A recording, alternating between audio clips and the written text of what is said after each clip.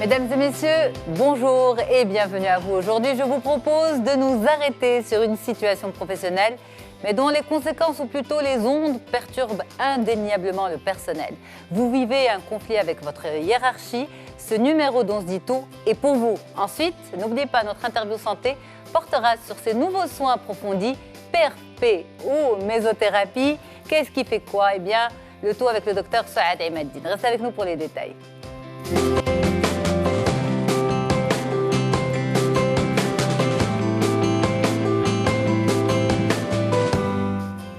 Ça ne marche pas avec mon boss. Eh bien, comment solutionner cette situation? On en parle avec deux spécialistes. Jihan Labib, bonjour Jihan. Bonjour. C'est un plaisir de vous retrouver. Vous êtes coach PCC certifié à l'international. Et Evelyne Ivora, bonjour. Bonjour Yasmine. Vous êtes psychologue du travail. C'est un plaisir de vous avoir, madame. Merci beaucoup d'être là. Alors, pour commencer, on va peut-être faire une différence entre ce qui est considéré comme véritablement un conflit en entreprise et ce qui est du simple ressort du malentendu. Effectivement, donc quand on parle de conflit, c'est un désaccord poussé d'idées, d'opinions, de points de vue et d'intérêts surtout, ce qui va nous pousser à être en confrontation malveillante. Et c'est différent. En entreprise, ça va nous pousser à ne plus prendre de décisions et du coup, donc, entraver la bonne marche du travail au sein de l'organisation. Alors, par contre, ne pas être en accord avec quelqu'un, ça peut arriver tous les jours, ça peut arriver dans la vie quotidienne, au travail, dans la vie familiale et entre amis. Donc, c'est le désaccord par rapport à des intérêts. Donc, nos intérêts qui divergent et de ce fait, chacun des parties, donc chacun des protagonistes de la relation va tirer de son côté et va nous mener vers un point ou un mur où on ne trouvera plus de solution, où on ne pourra plus avancer. Intérêt, mais aussi peut-être mode d'action, mode de fonctionnement, vision. Alors après, oui, ça peut être interprété, on dit on a un problème de valeur. Oui. On va souvent l'entendre.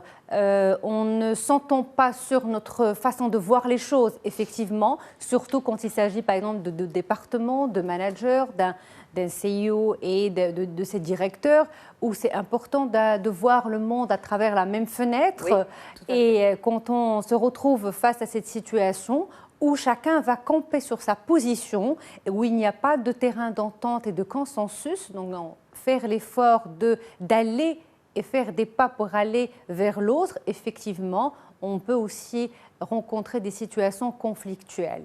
On va le voir par la suite. Absolument. Où il y a la culture, les sentiments, l'émotion qui font que on va vivre un conflit poussé où on va essayer de trouver une solution. Vous êtes d'accord, Evelyne Ivora? Absolument. En fait, ce que nous dit Jihan, c'est que le conflit, il est permanent, il fait partie de la vie.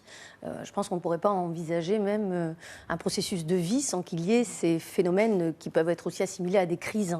Alors, par rapport à des malentendus quotidiens, ils sont fréquents dans le travail et ils se règlent par une communication, une écoute réciproque. Oui. Ça, on n'en parle pas, c'est des choses que nous faisons nous-mêmes dans notre vie personnelle. Par contre, quand ça devient un conflit quand même, parce que le terme vient de l'origine latine, c'est conflictus, et donc ça s'apparente à une guerre. Là, c'est beaucoup plus profond, et on va les distinguer selon, on va dire, une terminologie qui est anglo-saxonne, où on parle de conflits aujourd'hui dysfonctionnels et fonctionnels. Quand c'est fonctionnel, ça peut même faire partie du travail. Certains disent que c'est positif. C'est-à-dire qu'en fait, on va se retrouver à finalement discuter de la manière dont on travaille, réinventer tout ça et puis finalement avancer, créer des choses nouvelles. Mais là, c'est quand on observe une production dans le groupe. Qui est justement en mode un petit peu de tension, mais pour une production. Oui. Mais quand il n'y a pas de production, quand en fait c'est larvé, quand c'est pas très distinct du processus de travail lui-même, on parle de dysfonctionnel, c'est-à-dire en fait tout simplement de conflit relationnel. Ok, ou affectif. Donc le conflit n'est pas forcément négatif? Non, pas forcément. C'est ce qui en découle qui va en faire absolument un conflit négatif ou pas? Tout à fait. Et donc, si on devait parler du conflit négatif, oui. Est-ce qu'on se retrouve à avoir des problèmes personnels dans un cadre professionnel? Alors, Je dirais que oui, il peut y avoir effectivement le cas où ça soit confus. Absolument. Il puisse y avoir, comme le disait Jeanne, une difficulté à s'accorder sur les valeurs. On va aussi parler, quand on voit l'aspect personnel, ceux-là sont très difficiles à gérer, ce sont des conflits de personnalité. En quelque sorte, on va aussi nommer cela comme une espèce de coup de foudre négatif. Vous savez, des gens qui ne s'entendent pas, qui ne fonctionnent pas ensemble, ce sont des personnalités qui vont avoir du mal. Donc là, il va falloir aussi essayer de faire composer ces gens-là, parce que sinon, l'entreprise, quand même, à un moment donné, elle va dysfonctionner en totalité.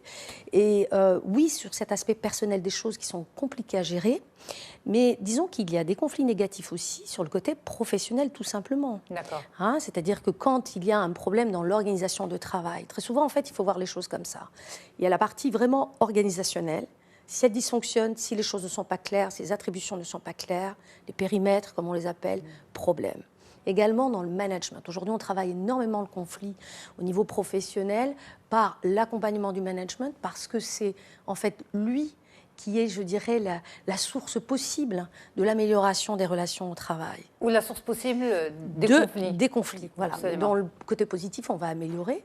Et puis enfin, le troisième élément, c'est créer de plus en plus, réinventer la coopération au travail. C'est-à-dire à tous les niveaux, créer justement ce lien qui est distendu maintenant dans les relations au travail. Okay. Donc, simplement pour dire qu'il n'y a pas que l'aspect personnel dans le conflit, s'il est négatif, c'est qu'un de ces éléments dysfonctionne, ou la totalité. Ou la totalité. Alors, je vais vous poser une question, je veux dire, qui revient régulièrement sur le plateau, parce que vous êtes, on va dire, les yeux des téléspectateurs dans le milieu de l'entreprise, chacun à travers sa casquette. Est-ce que les conflits en entreprise sont récurrents, sont vraiment présents, d'après votre expérience à vous, Jeanne Labib? Oui, ils le sont, et c'est normal. Parce que quand on parle de conflit, ou on va citer les causes du conflit, il y a le volet organisationnel, effectivement, il y a le volet comportemental ou structure de personnalité, il y a le volet dynamique de comportement. Qu'est-ce qu'on veut dire par dynamique de comportement? On met derrière tout ce qui est perception, tout ce qui est communication, tout ce qui est culture, tout ce qui est interprétation. Puisque nous sommes tous différents, donc de cultures différentes, d'éducation différentes, de backgrounds différents, donc des vécus différents, il se trouve que ce qu'on appelle donc, dans le jargon de la PNL, donc nous avons des cartes du monde différentes. Ça veut dire quoi? Ça veut dire que nous interprétons la réalité que nous vivons différemment. Par exemple, une action peut être interprétée de différentes manières si ce n'est pas communiqué explicitement et clairement. Et de ce fait, quand moi, collaborateur ou manager ou membre d'une équipe, j'ai compris différemment la tâche à faire. Le résultat, le rendu va être différent. Mon manager ne sera peut-être pas satisfait. Il y aura un désaccord. Le collaborateur, il va se dire « j'ai donné le meilleur de moi-même et je n'ai pas eu un retour, je n'ai pas eu de reconnaissance ». Et c'est parti pour un conflit. Et ça va de suite. C'est pour cela qu'on dit que ce volet-là, du moment que les êtres humains sont différents et que ce n'est pas donné à tout le monde d'être au courant, de prendre conscience de ces différences, c'est normal qu'il y ait des conflits. Maintenant, effectivement, quand les conflits sont positifs et nous amènent à mieux se comprendre, à mieux communiquer et nous permettent donc d'en parler et de les résoudre et d'avancer, c'est constructif. Ça aussi, c'est dans le meilleur des mondes. Oui, ça aussi, c'est dans le meilleur des mondes. Ça arrive. Toutefois, ce n'est pas toujours le cas. Et donc, on tombe effectivement dans des cas de conflit où c'est du négatif, où il y a beaucoup d'émotions. Pourquoi on dit émotion? Parce qu'effectivement, quand j'ai rendu un livrable, mais comme j'avais mal interprété la demande de mon manager, le manager était mécontent, j'ai eu une déception, donc non reconnue. Et de ce fait, je ne suis plus motivée à venir travailler pour ce boss, pour ce patron, pour ce N+1, ce manager, qui ne reconnaît pas tous les efforts que je fais. Et ça va se multiplier jour après jour, jusqu'à un jour où on va trouver vraiment, on est face au mur. Absolument. La particularité du conflit avec son supérieur, avec son boss, parce que c'est notre sujet, c'est quoi? C'est qu'au-delà du conflit, il y a un sentiment d'incapacité, d'infériorité, d'incompétence?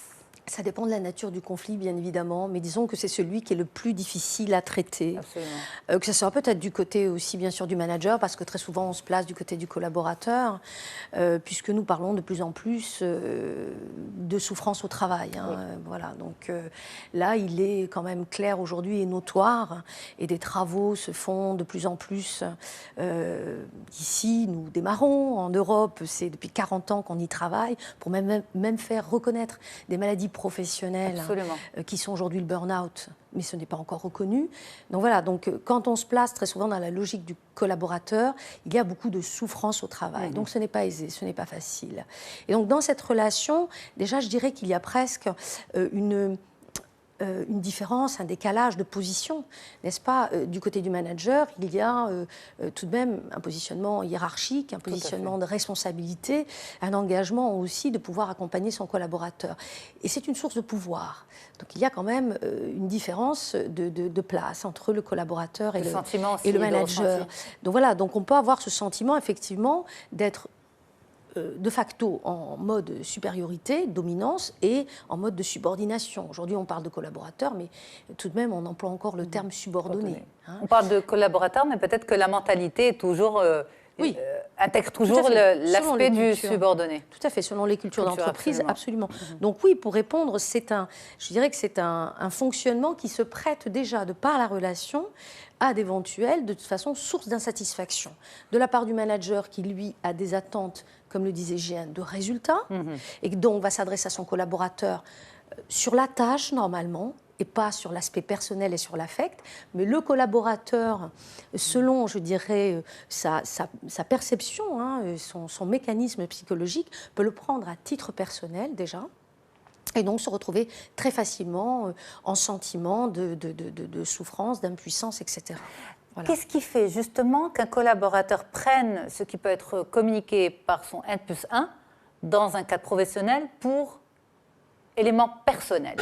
C'est les mots utilisés, c'est son ressenti à lui, son vécu à lui, son histoire à lui. À ce moment-là, qu'est-ce qu'on doit faire une psychanalyse à chaque fois qu'on parle à un collaborateur?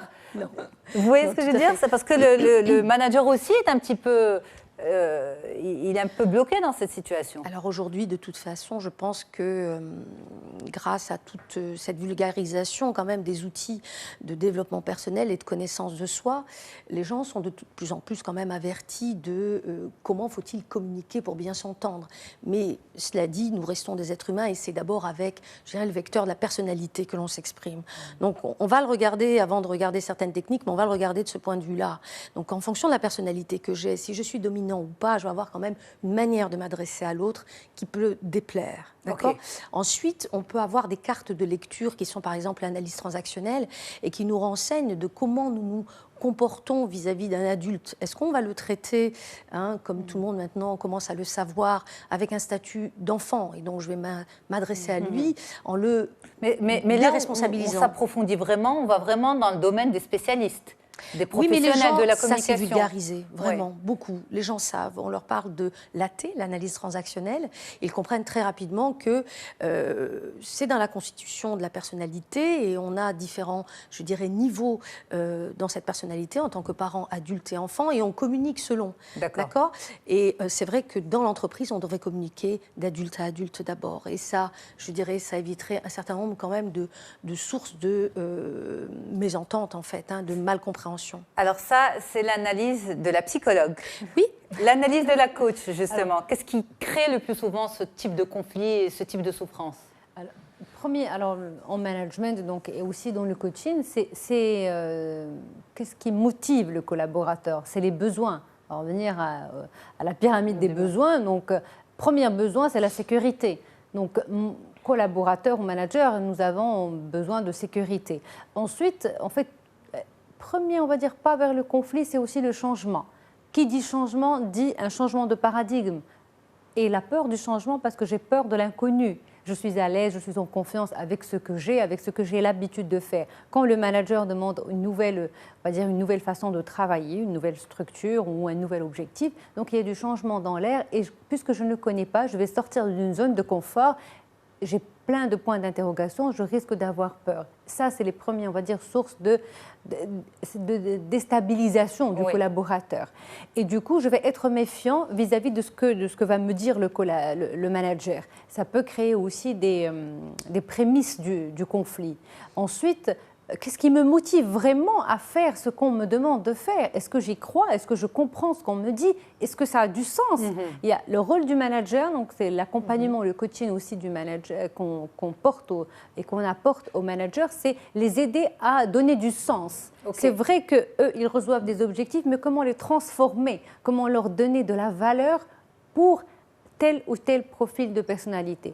Et d'ailleurs, et parmi les formations qu'on forme les managers, c'est de comprendre les styles de personnalité, pas de rentrer au niveau, on va dire, de thérapeute, donc d'une connaissance poussée, mais il y a des outils et des techniques, effectivement, qui restent plus simples, à la portée du management, à la portée des managers, qui les aident à... Des noms de techniques que les téléspectateurs... Par exemple, on va dire les couleurs, c'est un outil à base de couleurs, voilà, se documenter, parce que je ne vais pas donner les noms de marques commerciales, mais c'est à la base de couleurs. La méthode du disque, en fait. Voilà, c'est à la base du disque. Par un psychologue aussi. Par un psychologue. Aux États-Unis, dans les années 70, beaucoup de choses se sont créées à ce moment-là. Ouais. Donc c'est la méthode du disque, en fait, qui est très bien aussi. Oui, et qui reste à la portée, voilà, et dire, voilà, celui-là, il est bleu, donc il est très respectueux des procédures, des standards. C'est du management à la carte qu'il faut C'est-à-dire que oui, quand on a les plans de formation, on les intègre. Par exemple, j'ai une équipe et je connais le potentiel de chaque personne qui fait le potentiel de toute mon équipe. Mais je connais aussi les points faibles de chaque personne. Oui, exact. Et donc, je dois savoir gérer chaque personne pour pouvoir gérer toute l'équipe. Tout à fait. C'est pour ça que ce n'est pas facile d'être manager aujourd'hui. Parce que c'est pour ça qu'on parle de l'intelligence émotionnelle aujourd'hui. Parce qu'effectivement, ça demande du manager de faire ce développement. Mais parfois, l'homme ou la femme prend le dessus sur le manager. C'est-à-dire, ce qu'il est véritablement, l'être humain qu'il est, prend le dessus sur la technicité du management. Mais c'est pour ça que, sans psychologiser les choses, mais il y a un background aujourd'hui que les managers arrivent, je vais encore prêcher un petit peu pour ma discipline, mais c'est vrai que c'est accessible aussi. Tout simplement essayer de comprendre déjà son propre mode de fonctionnement. D'accord, sans aller très loin, mais déjà de travailler sur soi. On parle aujourd'hui beaucoup plus de dépouillement personnel que de développement personnel. C'est déjà de comprendre comment est-ce qu'on fonctionne. D'accord, et ça nous renseigne énormément sur ces modalités qui sont mises en place à travers la communication. Il y a des modèles aussi simples que celui du disque qui permet de nous positionner et de voir aussi quels sont les différents éléments en fait en termes de personnalité dans l'équipe et de soi, comment composer avec tout le monde. Parce que vous avez par exemple des équipes qui se plaignent beaucoup du changement de message. On leur dit une chose, un mois après on change de stratégie, il n'y a pas de stratégie claire, il n'y a pas d'objectif énoncé, il n'y a pas d'évaluation claire et nette. Il y a des organigrammes qui peuvent changer régulièrement et ça déstabilise complètement des équipes. Et puis, c'est source de conflit. Qui fait quoi? Énormément. En fait, je me suis permise de questionner avant l'émission un sondage que j'ai partagé avec ma consoeur et où on s'aperçoit qu'effectivement, le conflit, comme on l'a dit, fait partie de toute façon de la vie, donc que ça soit en général ou celle de l'entreprise, que ça peut être positif, mais la plupart des témoignages restent tout de même négatifs et montrent en fait, si vous voulez, cette absence possible à un moment donné de communication, aussi ce sentiment que peut avoir l'individu, et c'est là où ça peut commencer à être dangereux, d'être isolé, d'accord, d'être seul face contre tous, et donc en fait de ne pas pouvoir avoir vraiment quelqu'un à un moment donné qui lui renvoie s'il est vraiment dans la réalité de ce qu'il vit ou pas. Et donc c'est assez déstructurant. Le DRH, normalement. Alors c'est le DRH parce que de par sa neutralité, si est-ce qu'il est véritablement neutre ? Normalement, il devrait. S'il y a un conflit avec le manager, d'accord ? Si par exemple le conflit est vraiment un conflit lié à la relation managériale. Mais si c'est un conflit au sein de l'équipe, c'est d'abord le manager. C'est d'abord le manager. Qui est invité à réunir, à écouter, à rassembler et puis à dépasser le phénomène. Mais si par exemple le conflit va très on va dire, monte très haut dans la hiérarchie, c'est-à-dire qui concerne un directeur et un patron. À ce moment-là, est-ce que les choses sont beaucoup plus compliquées? Oui. Est-ce que le DRH peut être neutre, alors que celui qui est engagé dans le conflit, c'est aussi le grand patron? C'est difficile d'avancer quand on est en total désaccord avec le grand patron, parce que quand même, il ne faut pas l'oublier, c'est la personne qui est garante de la vision globale de l'entreprise. Et après ça dépend de l'organisation, ça dépend de la culture de l'entreprise, la culture managériale. Par exemple, c'est des cas de figure qui ne... C'est-à-dire qu'en multinationale, c'est standardisé, il y a les règles de gouvernance, c'est clair, on n'arrive pas à ce stade-là. Maintenant, effectivement, dans une PME, ça pourrait arriver. La mise au placard, je ne l'invente pas, elle existe. Oui, elle existe réellement, effectivement. Donc ça arrive lorsqu'il y a un vrai conflit avec le grand patron. Oui. Alors, oui et non, pas seulement. Pas forcément. Pas seulement. Parce que ça existe aussi quand il y a des restructurations, on se retrouve surdimensionné par rapport à certains postes. Mais dans le cadre du conflit, ça arrive. Maintenant, avec normalement un manager, on va dire mature, il gagnerait à communiquer avec son N+1, avec le DG, avec l'exécutif, et à clarifier. C'est-à-dire à ne pas arriver jusqu'à ce stade-là, à clarifier sur la base d'éléments factuels vécus et non émotifs. C'est pour ça qu'on dit que la communication n'est pas une chose facile. Tout à fait. Ouais. Alors ça dépend en fait de l'origine, de la cause, mais en général quand ça se passe à ce niveau-là, comme vous le demandez Yasmine, c'est souvent un désaccord profond. De vision de stratégie aussi de la part du manager. Et là, puisque je co-interviens avec des personnes qui sont aujourd'hui... je dirais plutôt d'obédience juridique, mais qui ont aussi beaucoup travaillé dans les ressources humaines et qui accompagnent je dirais, à travers un rôle de médiateur. C'est vraiment un rôle qui se développe de plus en plus et dont nous avons besoin également et avec qui nous collaborons. Et là, en général, ce n'est pas le DRH qui est appelé vraiment, si, il est quand même tenu au courant de part et d'autre, du manager et du dirigeant, mais c'est souvent à l'extérieur que le manager, si tant est qu'il subisse le conflit, va justement aller chercher le conseil, l'appui, pour essayer quand même, dans ce conflit-là, de ne pas se retrouver quelque part, si vous voulez, à un moment donné, complètement lésé, complètement écarté. C'est pas toujours évident, aussi vous parliez de harcèlement, de mise au placard, de pouvoir le prouver. Alors pour tous les cas, enfin que je partage, parce que j'ai aussi des activités de l'autre côté de la Méditerranée, on est un peu plus avancé. On arrive, encore que les sujets soient délicats, mais on arrive quand même à pouvoir aller jusqu'au niveau juridique. Sans trop de difficultés. Au Maroc, c'est difficile, et ça reste difficile de prouver le harcèlement moral. Donc nous accompagnons en externe, nous conseillons, nous accompagnons, nous aidons l'une ou l'autre des parties, ça dépend qui nous fait la demande, pour pouvoir justement passer ce cap-là sans trop de dégâts possibles au niveau humain et au niveau interne. Quand vous dites passer ce cap, c'est se séparer dans l'entreprise ? Trouver une médiation, trouver une issue au conflit ou se séparer éventuellement. Là, j'ai un cas en tête qui vient de se passer dans une PME de chez nous, comme disait JN. Et ça a été très dur pour la personne parce qu'elle a quand même œuvré, restructuré, travaillé depuis de nombreuses années. Et elle s'est vue du jour au lendemain débarquer. Bon, je ne peux pas ici exposer la raison exacte qui faisait que le dirigeant, à ce moment-là, n'avait plus besoin de ses services. Mais il y a quand même, dans le respect de la loi, une façon de se séparer dignement des personnes.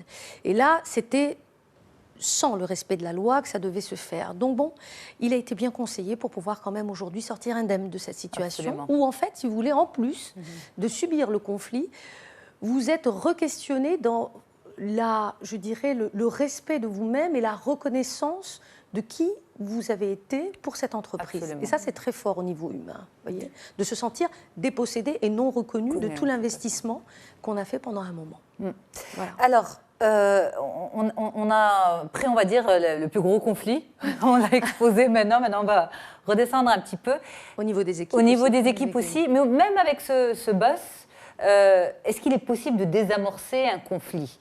Est-ce qu'il est possible de discuter? Et quand on discute, est-ce qu'on discute? Par exemple, on va prendre le cas de deux hommes, d'homme à homme ou de femme à homme, ou bien on en parle, parce que quand il y a conflit, je vous pose la question, mais est-ce qu'on dépasse un peu les limites de ce qui est supposé être professionnel? Le côté... L'humain en nous prend le dessus, puisqu'il y a des émotions, il y a de la souffrance. Voilà, on en veut un peu à l'autre de nous faire vivre ce genre de choses. Est-ce qu'il faut en parler d'homme à homme, de femme à homme, d'humain à humain? On en parle de N-1 à N. On me dit de faire une pause. On garde la réponse juste après, justement, une courte pause. Allez, on revient, à tout de suite. Allez, on y va et on reprend cette deuxième partie de notre sujet, un sujet délicat quand même. Ça ne marche pas du tout avec mon boss. Est-ce que je peux m'en sortir? Eh bien, les spécialistes sont là pour vous aider à y arriver justement. Jihan Labib et Evelyne Ivora, deux spécialistes, une coach et une psychologue du travail.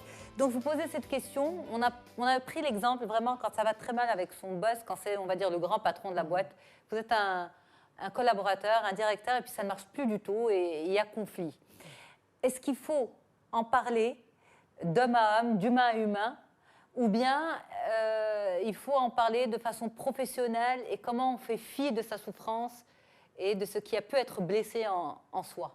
Merci de poser la question et je parle aux téléspectateurs aujourd'hui. J'aimerais bien que les patrons donc, et les collaborateurs aussi nous entendent et nous regardent pour dire qu'effectivement, le monde du travail, il y a des conflits. On entend parler, on les voit. On reçoit des gens qui en souffrent malheureusement. Donc pour éviter toutes ces souffrances, effectivement, donc, la recommandation, c'est effectivement d'en parler, que le collaborateur ou le manager, donc souvent, comme c'est les managers donc, qui ont, on va dire, l'occasion de suivre un coaching, donc il y a eu beaucoup de managers, effectivement, de directeurs c'est-à-dire qui ont pris l'initiative de parler avec leurs collaborateurs. Ils sont avertis, on va dire. Ils sont avertis et aussi ils sont accompagnés pour mieux communiquer. Parce qu'effectivement, comme on l'a dit, l'origine des conflits, c'est que quand il y a de l'émotion, quand il y a du personnel, quand il n'est pas contre mon avis ou ma vision, mais il est contre moi. Et le fait d'être contre ma volonté ou contre moi, ça crée... il est un ennemi, il n'est plus un collaborateur ou il n'est plus avec moi. Donc on sépare, on fait un grand travail dans ce sens-là pour clarifier les perceptions, clarifier les concepts managériaux et les aspects personnels. Mais Jihan, sur ce point particulier, quand moi, en tant que manager, en tant que patron ou en tant que collaborateur, quand je ressens ça, quand ça se déclenche en moi, que c'est ma personne qui est touchée, c'est ma personne qui est aujourd'hui en conflit avec cette personne, et non pas des idées, et non pas des valeurs professionnelles. Est-ce que c'est le moment d'en parler? Est-ce qu'il faut une prise de conscience? Prise de conscience, supposons que ça se passe durant une réunion. OK. Après la réunion, je vais donner deux exemples. L'exemple, par exemple, du manager. Durant la réunion, il s'est passé un événement, il y a eu une réaction, il s'est senti blessé ou voilà, il n'a pas apprécié la réaction du collaborateur. Il sort de la réunion, recommandation ne pas réagir, on va dire à chaud. Maintenant, peut-être s'il a assez de recul, donc reprendre la phrase ou la réaction du collaborateur et faire une pause et lui renvoyer ce qu'on appelle le questionnement ou un feedback. Sur place? Sur place, devant les autres, voilà. Mais c'est très subtil, c'est-à-dire qu'il faut être capable de le faire. Voilà, il faut être capable de faire. C'est pour ça qu'on recommande que pour les personnes qui n'ont pas cette capacité de prendre sur elles, d'avoir du recul, on va dire, d'être dans cette posture de méta, on l'appelle la posture méta, de laisser après, de se questionner. Parce que quand on reçoit en tous les cas des managers ou des personnes qui vivent des conflits, on les interpelle par rapport à leur ressenti. Qu'est-ce qu'ils ont ressenti pendant cet échange-là? Et on travaille sur ces émotions-là, on travaille sur ce ressenti-là. Et à ce moment-là, prise de recul, on réfléchit. On réfléchit et on interpelle. Voilà. Qu'est-ce que vous voulez dire par votre phrase ou qu'est-ce que vous voulez dire par votre réaction? Par votre réaction. Et on dit, je me suis sentie... je pose mon sentiment de... Ça dépend de la culture managériale. S'il y a assez d'ouverture où le manager il a cette prédisposition, on va dire, de s'exposer devant les autres, il pourra le faire. Toutefois, dans tous les cas, il peut être recommandé de le faire a posteriori, en one-to-one, en tête-à-tête. Et effectivement, voilà, qu'est-ce qui s'est passé, de revenir sur l'événement et de faire cet échange, de partager son point de vue. Et surtout, pour effacer le malentendu, si malentendu effectivement, le clarifier, voilà, le nettoyer, le mettre à plat. Voilà. Par rapport à cela, voilà ce que vous avez dit, voilà ce que j'ai compris. Déjà, se mettre d'accord que nous avions compris, nous, c'est-à-dire le collaborateur et le manager, ils parlaient de la même chose, ils ont identifié les mêmes sources de problèmes. Maintenant, en fait, c'est les principes de base de la communication non violente. Voilà, on dit quel est ton besoin, voilà, mon ressenti, mon besoin, et après, quel comportement. Et le comportement. Et si c'est l'inverse? Si c'est par exemple le collaborateur qui a eu un ressenti négatif, qui s'est senti blessé, dénigré, qu'est-ce qu'il fait? Est-ce qu'il peut faire le même processus, mais dans le sens inverse? C'est lui qui demande à clarifier avec son N+1. C'est un droit, c'est-à-dire demander mais comment? Réunion. Comment le faire? Alors, comment? C'est d'abord se poser la question par rapport à ce ressenti. Qu'est-ce qui fait à ce que je me sens pas apprécié ou il y a une injustice? Quand on dit qu'il y a une injustice, c'est le système des valeurs profondes qui a été touché. Donc, qu'est-ce qui se passe? Donc, s'interpeller. Et c'est le travail que nous faisons avec les collaborateurs ou les managers. Et donc, vous leur apprenez à l'exprimer? À le ressentir, déjà à le clarifier, le positionner. C'est peut-être, moi, j'ai senti une injustice, mais quand je vais au bout de l'analyse, c'est que ça a été en contradiction par rapport à une de mes valeurs profondes. Donc, d'accord, je comprends déjà que c'est personnel. Ce n'est pas commun. Donc, c'est mon interprétation, c'est ma perception et c'est mon interprétation d'une phrase qui a été communiquée ou d'une réaction. Voilà. Ensuite, voilà, tout le travail, c'est de clarifier qu'est-ce qui a été demandé, Mais comment on le dit, parce que le choix des mots est très important, surtout si c'est avec son patron, avec son N+1. Est-ce qu'il faut... en fait, je vais faire la caricature. Est-ce que je l'accuse? Vous m'avez dit, tu m'as dit, ça dépend du contact qu'on a. En fait, ou j'ai ressenti. J'ai ressenti parce qu'on dit c'est toujours personnel. Et on va dire la pierre angulaire des conflits, c'est quand il y a une personne qui va se sentir victime et l'autre est persécuteur. Donc c'est le fameux triangle dramatique de Karpman, développé dans le cadre de l'analyse transactionnelle, mais qui est devenu aujourd'hui très, très vulgarisé. Le triangle dramatique, on en parle beaucoup, même dans les formations de management. C'est pour sortir... Parce que quand on veut dire on développe l'autonomie et la responsabilité, le point de départ, c'est de se débarrasser de cette position de victime. Ah, il m'a fait ceci, le manager, il est méchant, les RH... D'accord. Mais alors justement, comment je me comporte? Si je me suis sentie mal suite à une réunion, à un échange, si je peux l'absorber, faire avec, le dépasser, très bien. Mais si je n'y arrive pas, est-ce que je reviens vers ce dépend, si je peux me permettre, tout dépend en fait de la relation originelle et de la culture d'entreprise dans laquelle on est. Il y a des cultures qui sont plus ou moins ouvertes et qui prônent justement l'échange et la communication. Donc là, comme le propose JN, il n'y a aucun souci. De la même manière, revenir vers son manager avec les mêmes principes d'observer. J'irai en particulier commencer par les faits. Et exprimer ses sentiments et son besoin. Lors de la réunion précédente, voilà, vous m'avez dit... C'est revenir au fait. Voilà, j'ai compris ceci. Vous m'avez dit non. J'ai compris ceci. Voilà, vous m'avez dit non, il s'est passé telle et telle chose. Voilà, quel est mon sentiment aujourd'hui. OK. Donc, est-ce qu'on peut en parler? Donc, choisir le moment. À chaud, c'est un peu délicat. Il y a l'émotionnel qui emporte. Donc, on conseille très souvent que ça soit plutôt avec un peu de recul, un minimum de recul. Donc ça, si c'est possible, si c'est admis, si c'est dans les échanges, dans la culture de l'entreprise, dans la manière de fonctionner, il n'y aura pas d'interprétation derrière, il n'y aura pas une mise à l'écart à un moment donné. Parce qu'il faut quand même savoir, c'est le risque que parfois certains n'ont pas trop envie d'entendre des vérités, ou vont juger en fait, ou vont interpréter la réaction du collaborateur comme étant un dépassement de certaines limites. Donc ça dépend. Si la personne, encore une fois, un cas qui s'est posé voilà, dernièrement à moi et sur lequel, en écoutant GN, j'avais tout à fait une illustration où là, la personne fonctionnait tout à fait normalement et puis elle a eu des signaux de mise à l'écart progressif. Donc on enlève une partie des projets, comment dirais-je, on réorganise sans trop le formaliser. Et puis petit à petit, la personne s'est retrouvée vraiment avec une peau de chagrin de ce qu'elle avait à faire. Et là, en prenant conseil, en l'écoutant, ça fait tomber pareil les émotions un petit peu, elle s'est rendue compte que il y avait réellement des faits, parce qu'il faut dissocier entre le ressenti quand même, la posture de victime et les faits réels. Les faits réels étant là, je l'ai plutôt orienté vers justement une communication, prise de rendez-vous. Le rendez-vous a été reporté 3 fois par le manager, qui reculait et qui a voulu le placer au moment de l'échange de l'entretien annuel, comme si le changement brusque du périmètre de travail avait à voir avec la performance du collaborateur. Or, ça re-questionne. La personne s'est sentie diminuée, interpellée, dérangée, anxieuse, parce que c'est tout un stress qui se met en place. Donc quand j'ai vu qu'elle avait fait le nécessaire et qu'elle était prête et qu'elle avait revisité son discours, l'émotionnel emportant, il y avait tout se mélanger. Et donc là, elle a elle-même considéré qu'elle était prête à aller rencontrer la DRH. Avec qui quand même elle avait déjà une bonne écoute pour pouvoir poser le problème. Et là c'est tout à fait admis, quand il n'y a pas l'accès direct au manager, d'aller s'adresser à la DRH pour dire bon là maintenant, il faudrait peut-être venir nous aider à clarifier la situation. Et ce manager, c'était, on va dire... C'était... si je vous disais.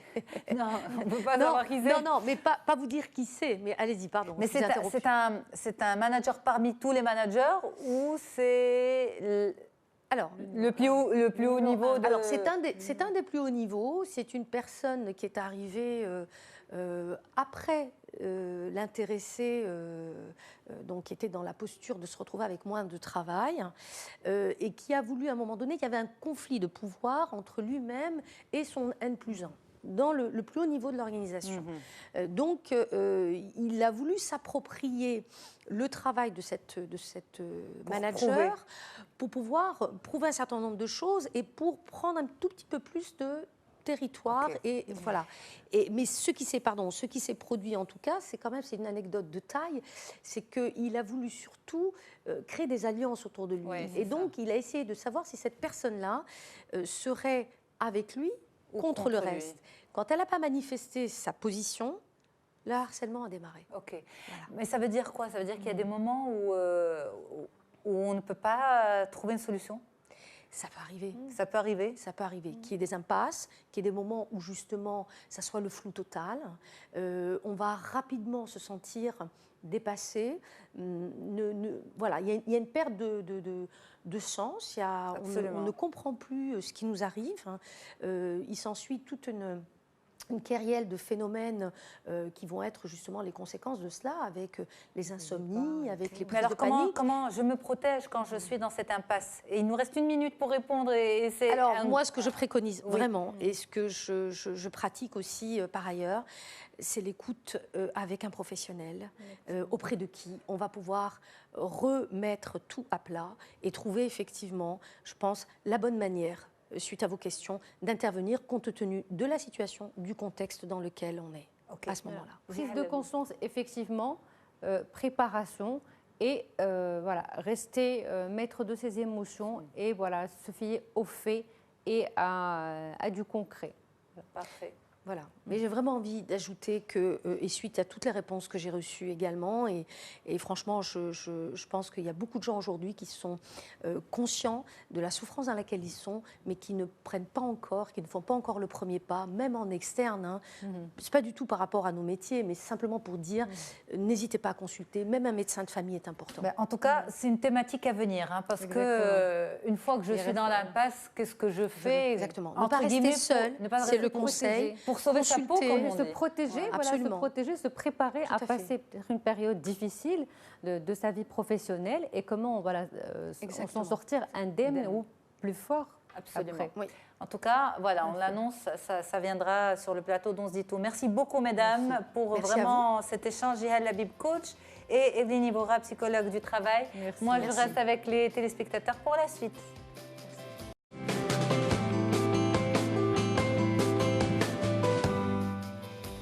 Et place tout de suite à notre interview santé, santé et bien-être, puisqu'on va parler de PRP, de mésothérapie, comment faire le choix. Eh bien, notre guide dans cette thématique, c'est le docteur Saad Aymaddine, chirurgien esthétique. Bonjour docteur. Bonjour Yasmine. C'est un plaisir de vous avoir. Tout plaisir pour moi. Alors, on va commencer par le PRP. Oui. On rappelle ce que c'est? Alors, le plasma riche en plaquettes, c'est une technique qui a été utilisée depuis une quinzaine d'années pour régénérer les tendons et les muscles des grands sportifs. OK. Donc, ça rentre dans le domaine de la médecine régénérative qui vise à utiliser le potentiel, disons, cicatrisant et stimulant des plaquettes par rapport aux cellules souches qui sont présentes au niveau du derme pour sécréter plus de collagène et de fibres élastiques. OK. Donc, en fait, le PRP, c'est l'utilisation de ce qu'on dit communément, c'est qu'on nous prélève notre propre sang. Exactement. Ensuite, Voilà, comment ça se passe. on nous prend combien de sang pour commencer? C'est à peu près, c'est comme un prélèvement au laboratoire pour un examen sanguin. C'est à peu près 10 cc. On est à 10 cc à peu près. Donc, c'est pas beaucoup. Non, pas beaucoup. Pas beaucoup. Non, pas beaucoup. Et ce sang, il est pris dans des tubes qui contiennent une sorte de gel qui, au bout d'une centrifugation qui est dictée par le laboratoire qui fabrique les tubes, il va nous séparer tout ce qui est globules rouges qui sont néfastes pour la peau, du sérum qui est riche en plaquettes. Et nous, c'est ce plasma qui est enrichi en plaquettes. C'est ce sérum. Voilà, c'est ce sérum qu'on va utiliser. Que vous allez injecter sur le visage. On va injecter les deux indications phares, c'est le visage et le cuir chevelu. D'ailleurs, ça a été rendu célèbre par la Kim Kardashian et le top modèle Bara Faili pour tout ce qui est anti-aging. C'est pour la régénération tissulaire. OK, d'accord.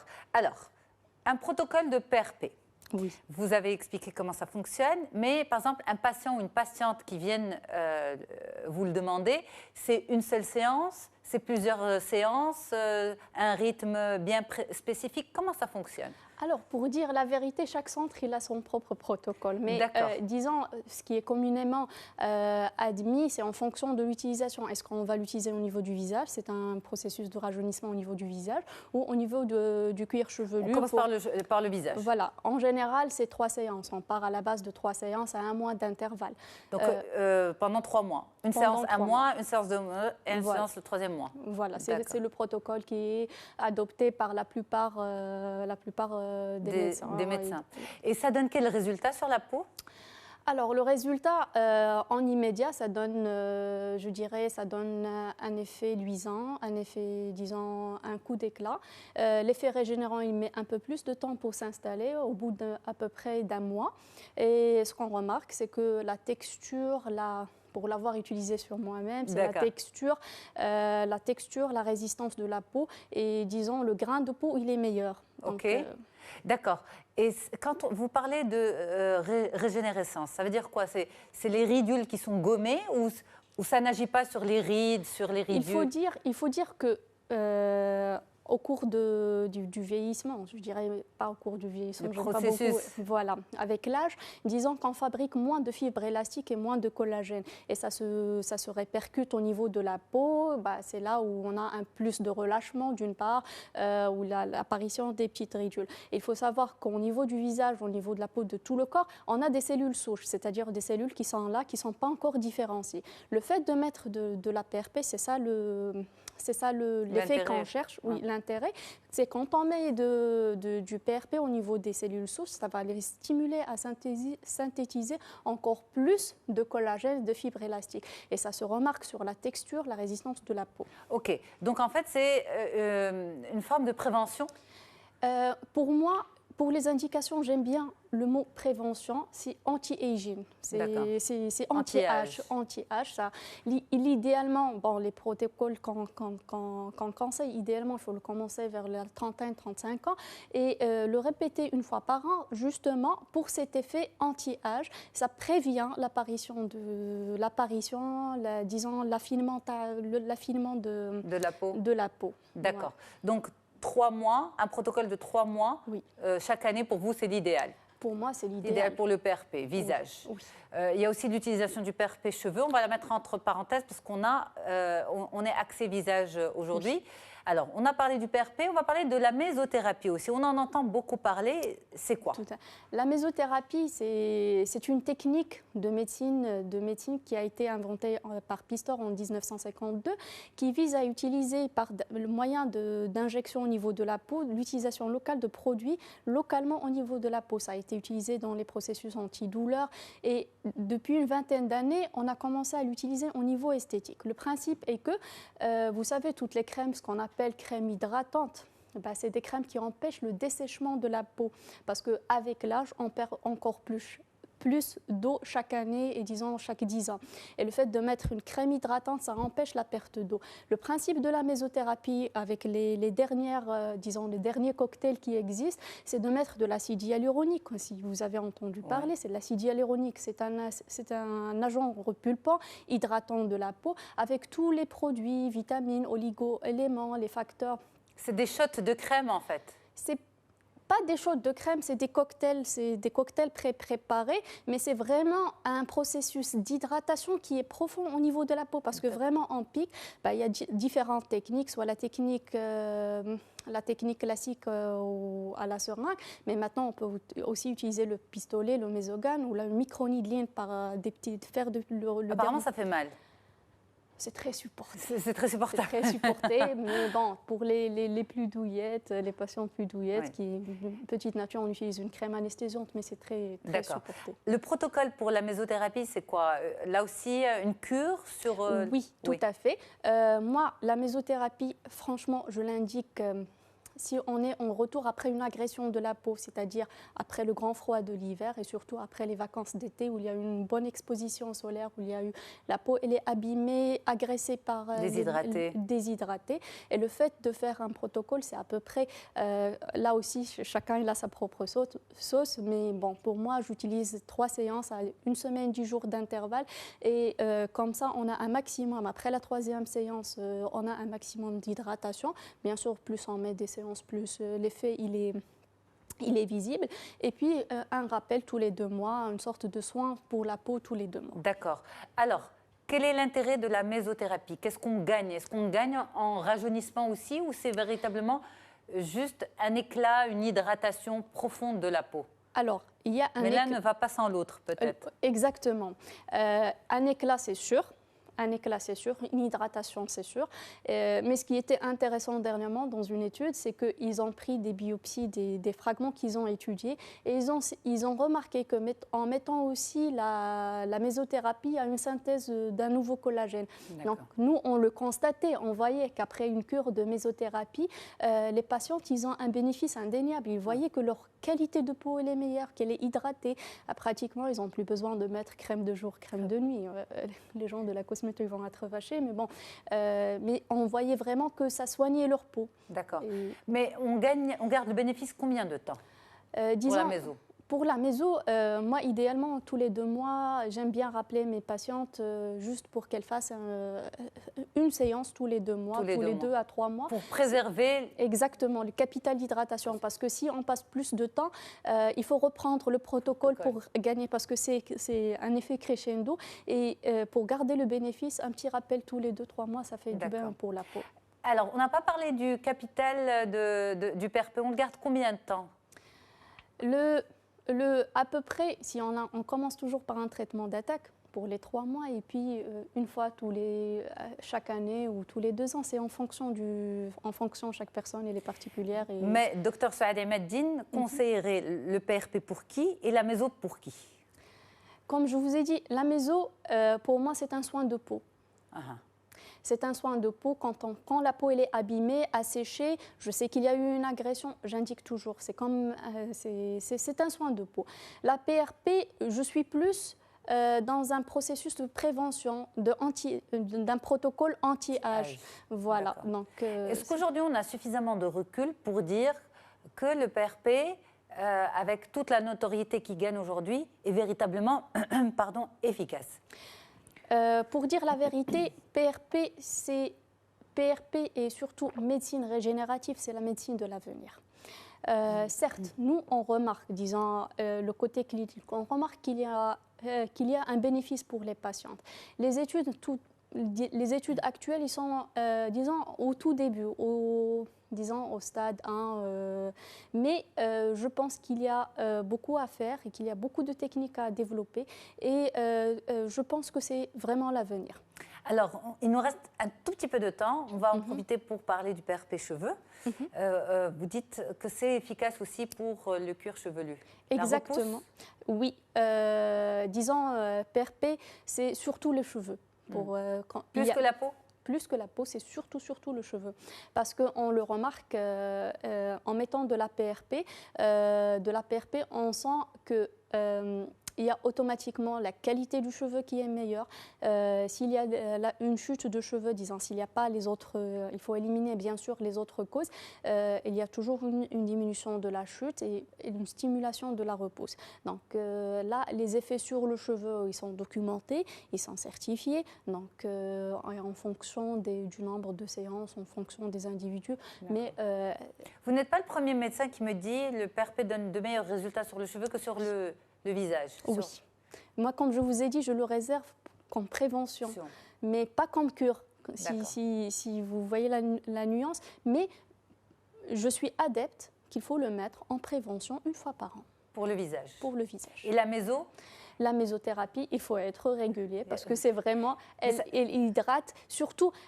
Disons, le rythme de vie actuel, les femmes, elles n'ont pas le temps de prendre soin d'elles. Là, on est sûr de leur donner un soin qui va durer dans le temps et qui va vraiment les dispenser d'autres choses, disons. Est-ce qu'on peut faire les deux? Oui. C'est l'idéal. Oui, idéalement, même pour le cheveu, même pour les cheveux. Il y a des protocoles PRP, mésothérapie. Hein. D'accord, mésothérapie même pour le cuir chevelu? Oui. Okay. Oui, on ramène, parce que le protocole, on y met la vitamine B qui est très bien, la biotine, tous les éléments qui sont bien pour le cheveu. Le fait de la mettre, ça fait que du bien. Et si par exemple la personne, pour une raison ou pour une autre, arrête le protocole pour cheveux, est-ce qu'elle va perdre est-ce que ses cheveux, on va dire, est-ce qu'il y a cet effet d'accoutumance au produit? Non, pas vraiment. Non, pas vraiment. Non. Donc il n'y a pas de problème? Non, il n'y a pas de problème. On peut commencer à arrêter. Bon, oui. Idéalement ne pas arrêter, mais... Idéalement ne pas arrêter, mais de toute façon, il y a un traitement d'attaque. Les protocoles, disons, le rythme de séance, il est plus fréquent pour les cheveux, mais il y a un traitement d'attaque, puis il y a un traitement d'entretien une fois par an. Mais si on arrête, ça ne va pas... Ça ne va rien faire. Ça ne va rien faire. En tout cas, merci beaucoup de nous avoir décrypté ce monde PRP, mésothérapie. On entend tellement parler de ces choses-là et c'est un petit peu flou dans la tête des gens. Pour en avoir discuté avec pas mal de personnes, on s'est dit qu'il faut quand même éclairer nos téléspectateurs. Merci beaucoup, Dr Saad Imaddine. Vous êtes chirurgien esthétique. À bientôt. N'hésitez pas à retrouver cette interview dans son intégralité sur notre site medientv.com. À très vite. Au revoir.